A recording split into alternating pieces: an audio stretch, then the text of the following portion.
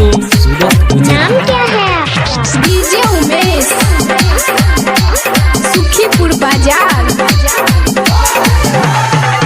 चलू पिचकारी अपन सटाई देबै, हायो भैया के साली के रंगी देबै। चलू पिचकारी अपन सटाई देबै, हायो भैया के साली के रंगी देबै। रंगी देबै चोली रंगी देबै, हायो रंगी देबै भितरी रंगी देबै। चलू पिचकारी अपन सटाई देबै, हायो भैया के साली के रंगी देबै। चलू पिचकारी अपन सटाई देबै, हायो भैया के साली के रंगी देबै।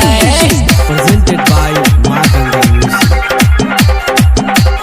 नाम क्या है आपका? डीजे उमेश, सुखीपुर बाजार। ललका पियर का रंग लबै साथ में, भैया के साली के रंग सलवार में, रंग सलवार में हो रंग सलवार में। ललका पियर का रंग लबै साथ में, भैया के साली के रंग सलवार में। रंगी देबै नीचा रंगी देबै, आयो रंगी देबै ऊपर रंगी देबै। चलू पिचकारी अपन सटाई देबै, आयो भैया के साली के रंगी देबै। चलू पिचकारी अपन सटाई देबै, आयो भैया के साली के रंगी देबै। www.umeshdj.in हमरा भैया के छै दू गो साली, एगो छै गोर साली एगो छै कारी, एगो छै गोर साली एगो छै कारी। हमरा भैया के छै दू गो साली, एगो छै गोर साली एगो छै कारी। रंगी देबै नीचा रंगी देबै, हायो रंगी देबै ऊपर रंगी देबै। चलू पिचकारी अपन सटाई देबै, हायो भैया के साली के रंगी देबै। चलू पिचकारी अपन सटाई देबै, हायो भैया के साली के रंगी देबै।